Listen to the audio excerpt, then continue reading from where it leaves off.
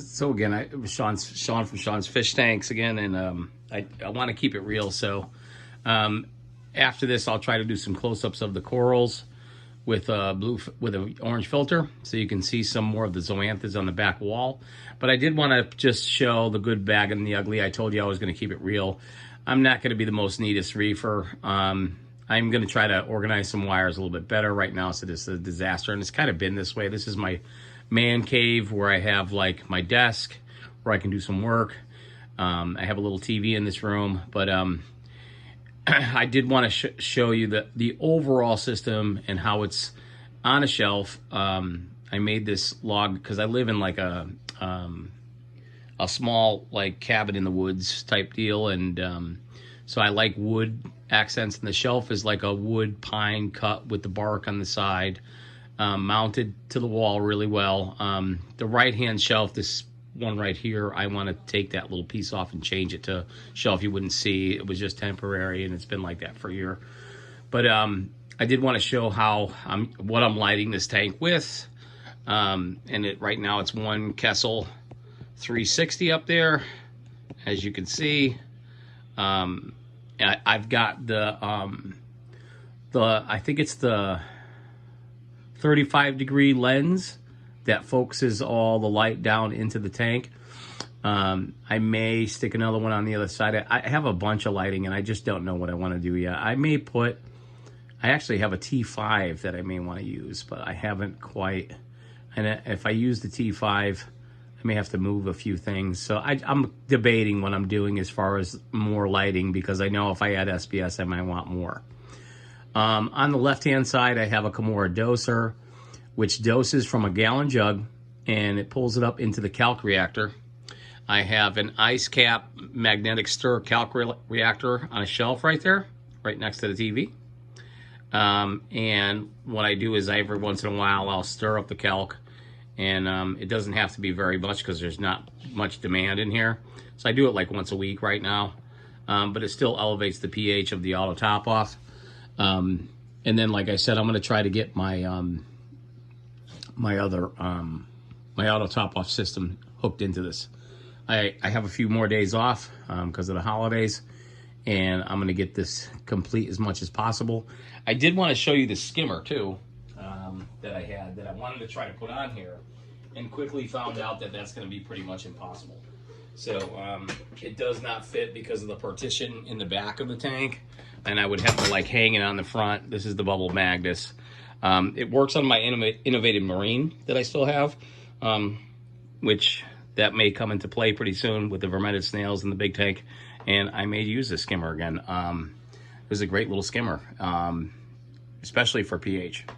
So it will not be running on this tank, so we're going to see how this nano tank does with some SPS and no skimmer. I'm going to try to keep the water flow so it has a good amount of drop till it gets to the midway through the back chamber, because that will increase the pH, just so that there's aeration being mixed and with the stronger pump, and just see how we go. You know, like what I want this tank to do is just be pretty. So it's basically less of an SPS tank, more of a mixed reef tank, Zoa tank, and there's going to be some LPS low lighting stuff along the bottom. There's some frag plugs in there that I still need to take out that are just dead skeleton ones. I don't know why I forgot about them, but I did. And do some rearranging. Try to get some of the Zoas onto the rocks on the sides, see how they grow, and the SPS on top. I really want it to be like a showcase little 5-gallon tank.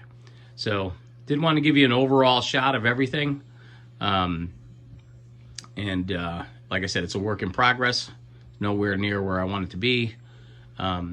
Maybe next week I'll do more with the lighting. I'm going to keep the lighting the way it is now, because it'll just seed that rock better rather than having it get all filmy.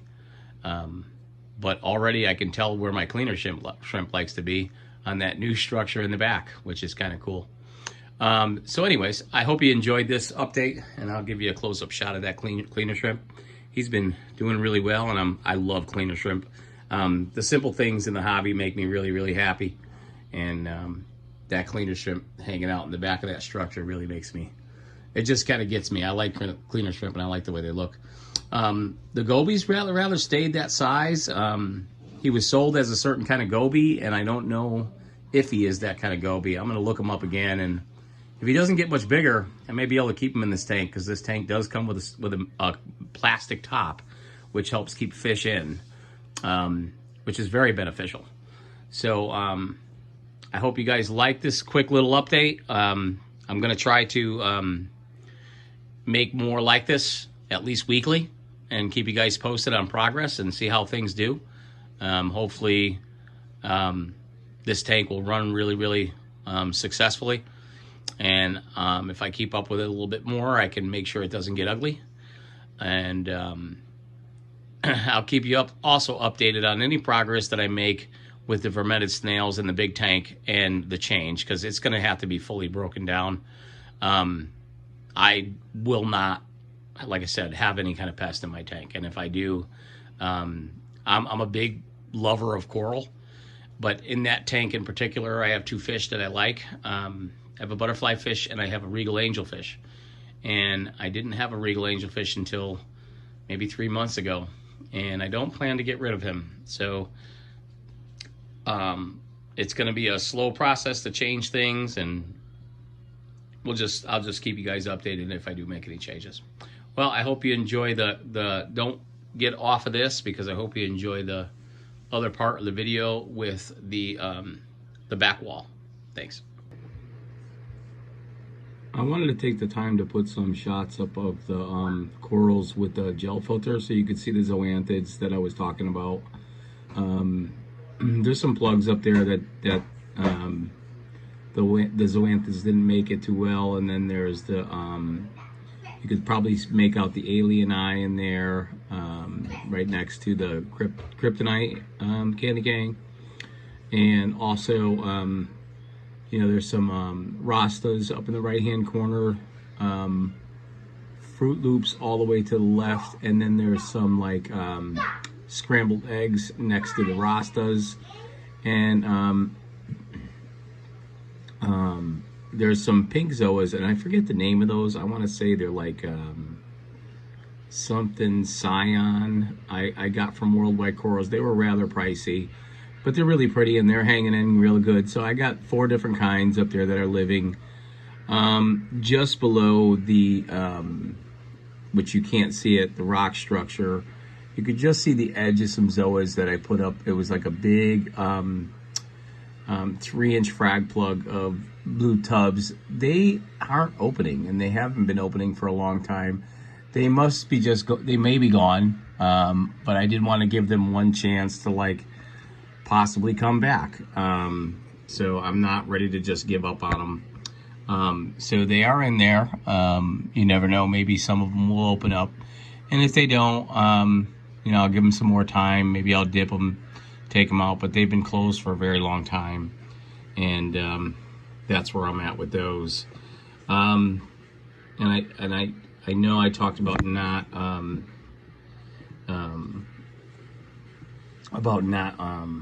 being able to show you some of these corals right away, but I did want to show you some with the gel filter. Those are like a people eater, and I think they're more like this, a rather big colony, but that's what all my zoas were like before I had the pest problem or whatever problem came over. Those are those ancient orange, what do you call it, echinatas that I have, and I have a few other pieces in here that I won't show you, but I did want to do a quick update on just on the back wall, because I really like how the back wall was coming out, and I want to continue that back wall. It's probably going to be all zoanthids and candy cangs. I really like candy cangs. A good friend of mine is going to be sending me some teal colony. He has a huge colony of them, and I like that. I like all candy cangs, so I'm going to put those on there. I'm going to back out real fast just to show you the front view of the structure I made. You'll just have to ignore the the movement for the second. But if I go this side view like this, here we go. You can see that I have put in that structure. It's not exactly where I want it. but they're actually 4 different structures, all standing on frag plugs, and it actually looks really, really nice. I plan to mount some digitata in here. I might actually do it fairly soon. See how it does. I have some in the other tank, and just see, because I have green digitata that's been hanging in, and I had some bubble gum digitata, but like I said, the other tank is going through some problems. Not only fermented snails, but I can't quite figure out what's going on with it. I've had some cyano and even some dino issues with that tank, and I've tried to raise nutrients and do all kinds of things, and it just is not. I think it's the ugly stage. And some people say you can get out of the ugly stage, but I don't believe it. I think things fluctuate too much when you have an early reef tank. So with that said, and there's a heavier bioload in that tank, so that's another issue. This tank does not have a heavy bioload. So fingers crossed, progress looks good. I really like this little tank, and I'll keep you guys posted.